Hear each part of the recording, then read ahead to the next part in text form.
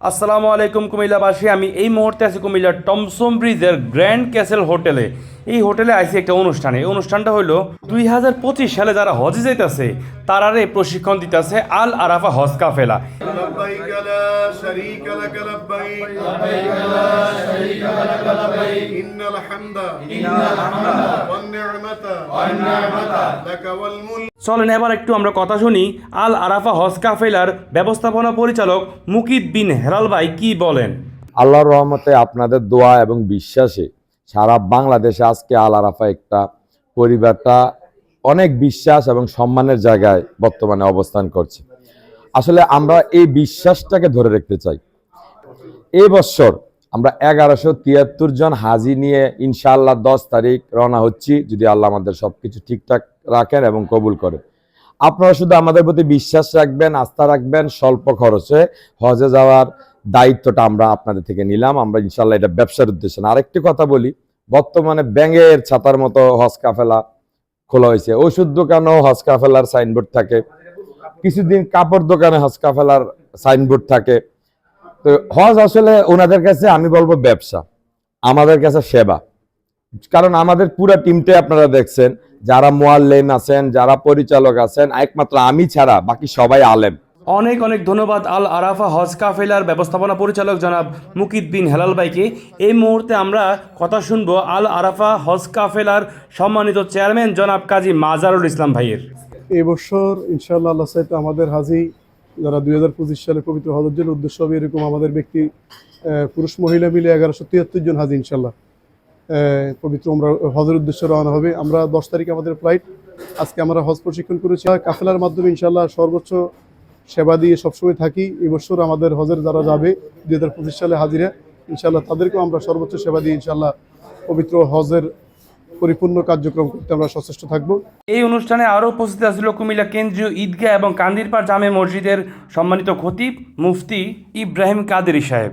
মানুষের ইবাদতকে ধ্বংস করে দেয় কিসে? একটু বলেন তো। দুইটা জিনিস খেয়াল রাখেন, ইবাদতকে ধ্বংস করে দেয় দুইটা জিনিস। একটা হচ্ছে হারাম উপার্জন, অবৈধ উপার্জন, আর একটা হচ্ছে হালাল উপার্জনের মাধ্যমে ইবাদত হইল কিন্তু এটার মধ্যে রিয়া এসে পড়লো, লোক দেখানো। আমাদের অনেক হাজি ভাই বোনদেরকে দেখা যায় তাওয়াফ করতেছে, বাস এই ভিডিও, তাওয়াফের মধ্যেও কিন্তু ভিডিও চলতেছে, শেষ। এখানে আমার ইবাদত, হ্যাঁ দুই একটা ছবি স্ন্যাপ আপনি নিতে পারেন স্মৃতি হিসেবে, দুই একটা। এই জন্য ওই রুকনে ইয়ামানের কাছে একবার, মাকাম ইব্রাহিমের কাছে একবার, দরজার কাছে একবার। এই সময় আরও উপস্থিত ছিল ব্রাহ্মণবাড়িয়া সরকারি কলেজের সহযোগী অধ্যাপক ডক্টর আব্দুল লতিফ বইয়া স্যার। এবছর আমি হজে যাওয়ার নিয়ত করেছি আমার সহধর্মিনী সহ।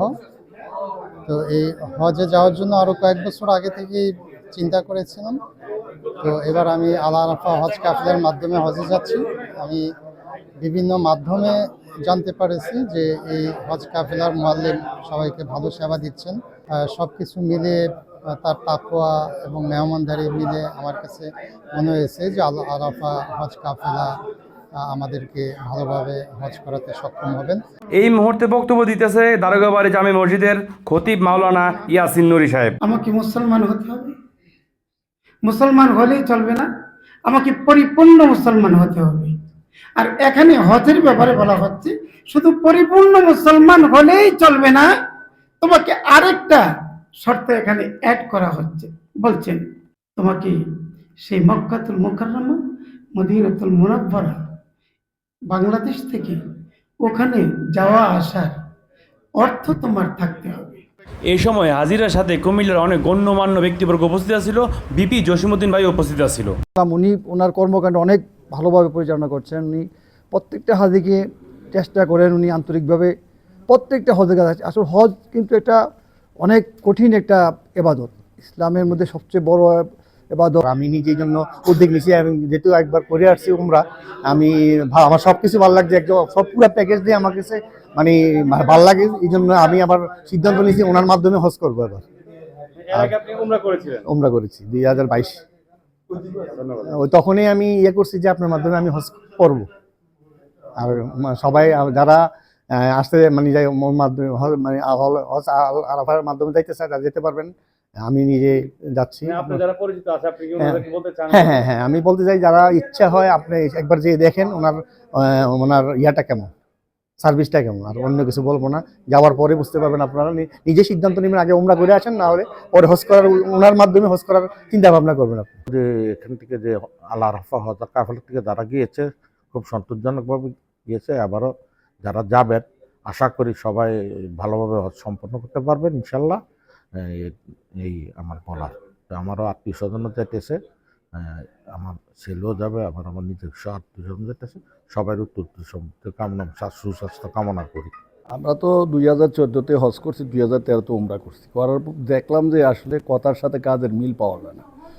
এরপরে আপনার এই উমরাতে কয়জনরে দিছি দাফে দাফে, এই যে এখন আল আরাফা হজ কাফেলাত দেখলাম যে তারা রিপোর্ট ভালো দিছে যে না, কথার সাথে কাজের মিল আছে। এই দেখার পরে আমরা সিদ্ধান্ত নিছি নিয়ে আমি আমার ভাইকে এবং তার ওয়াইফকে এবং তার শ্বশুরকে আল আরাফা হজ কাফেলার মাধ্যমে হজ যাওয়ার জন্য আপনার সিদ্ধান্ত নিছি। যারা যারা আজকের এই ভিডিওটা শেষ পর্যন্ত দেখেছেন আপনাদেরকে অনেক ধন্যবাদ। হজ কিংবা উমরা করার নিয়ত করতে পারেন, কারণ সবার সাথে কথা বলে বুঝতে পারলাম আল আরাফা হজ কাফেলার সার্ভিস অত্যন্ত ভালো। তো সবাই ভালো থাকবেন, সুস্থ থাকবেন, ভালো রাখবেন, সুস্থ রাখবেন। আল্লাহ হাফেজ।